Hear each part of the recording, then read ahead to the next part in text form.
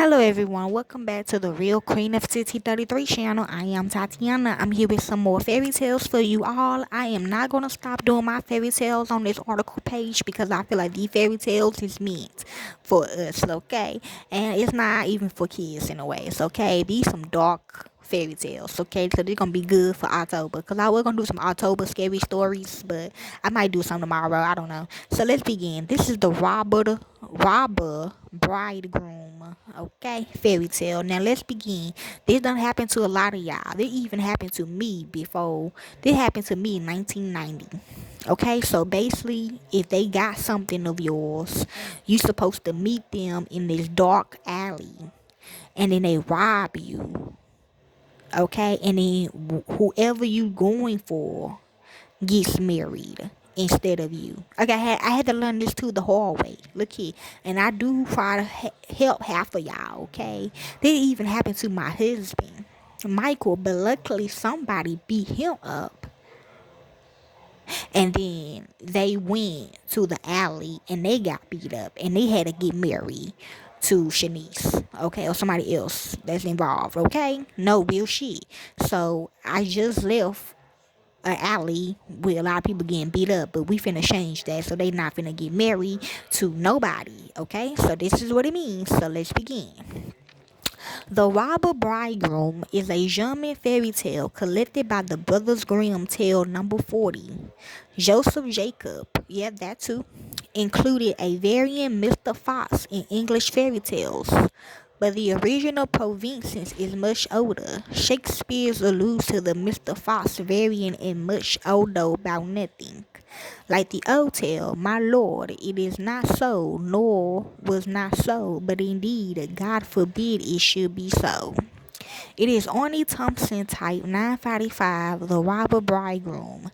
This type is closely related to the tales of type 312, such as Bluebeard, and type 311, such as How the Devil Married Three Sisters, and Fisher's Blood. So let's begin with the story, the side note piece. A miller wishes to marry his daughter off, and so when a rich suitor appears, he betroths her to him. One day, the suitor complains that the daughter never visits him.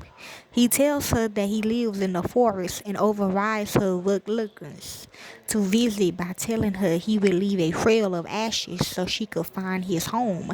Yeah, I told her in the movie Strange Fruit. Okay, I said you stay in the house. Okay, it was her debt. She done did something bad again. Okay, that made them angry. So I told her, stay your ass in the house. This little girl is gonna literally sneak out, follow me on her bike, and watch the shit go down. You know what I'm saying? I understand that, but I told her not to go, and don't question him. Please don't question him. Don't come at me, cause I know it's coming. Don't ask me no questions. Anyways, he tells her that he lives in the forest. Okay. She fills her pockets with peas and lentils and marks the trail with them as she follows the ashes. They lead her to a dark and silent house.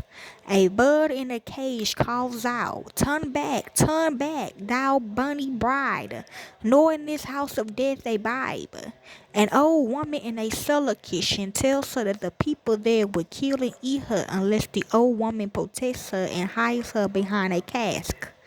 A band of robbers arrives with a young woman whom they kill and prepare to eat. When one chops off a finger to get at the golden ring on it, the finger and ring fly through the air and land in the lap of the hiding woman. The old woman discouraged the group from searching for it because neither the finger nor the ring are likely to run away. They will find it in the morning. Basically what happened to me in the movie Paid in Full. The old woman, yeah, no, I'm not gonna get married to her. I better not see her in my face. The old woman then drugs the robbers wine. As soon as they fall asleep, the two living women flee. Although wind had blown away the ashes that guided the miller's daughter to the house, the peas and lentils had sprung up into seedling, and the two followed the path of plants and reached the young woman's home. Now look here. Okay, and I'm gonna put my I'm gonna put my late husband in there too. Yeah, I think so, y'all. Um, but they wasn't even playing though. They didn't even they wasn't even playing. I don't think they even liked each other like that. And he the one who beat up my husband that took that bag of money to marry her. Okay, he didn't even know what the hell it was. Okay, but hey, I ain't mad. Hey, period. But yeah, it's like me and my brother, they were friend brothers and sisters do. They kiss each other to make sure they doing it right for their husband and wife. You know what I'm saying? I got in trouble though, but that we didn't even get charged for that, so it don't matter. Anyways, when the wedding day arrives and the guests are telling stories, the bridegroom urges the young woman to tell a story. She says she will tell of a dream she had and tells the story of going to the murderer's den. In between each sentence saying, "It was only a dream, my love." When she tells the part of the finger falling into her lap, she produced the finger. The robber bridegroom and all his band members are sequentially put to death. Okay, variants. In the Grimm's 1812 version of the tale, the typical character is a prince, the bride is a princess, and her father is a king. The king has the authority to order the execution of the bandits. In the Grimm's 1857 version, the bride is the daughter of a miller, and the typical bridegroom is a rich suitor. The band were executed by the course rather than the bride's father. In Jacob's version, the woman Lady Mary went to the house out of curiosity. Mr. Fox having not even suggested that she come, and she was not told of the horrors there, but found the murdered bodies of women as in Bluebird. True.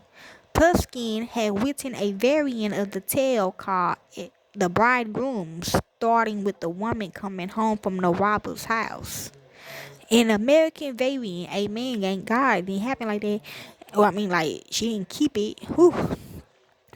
In American variant from the Ozarks, the heroine resolved never to marry and never did because she had concluded men was bad.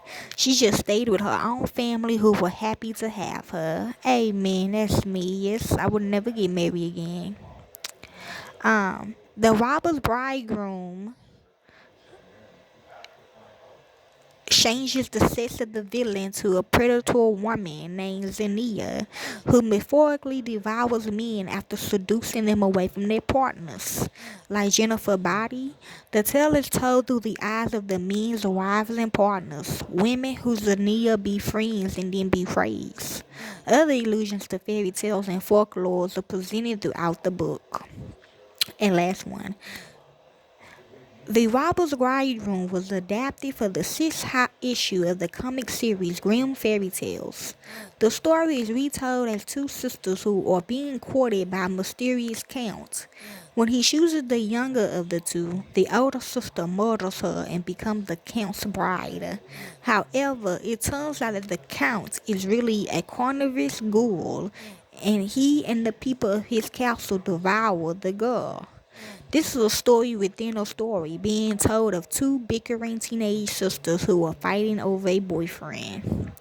The typical character of Helen O'Leary's novel Mr. Fox is named for the robber, and that is basically the Robber Bridegroom fairy tale for Halloween. Hopefully this helps you all enjoy.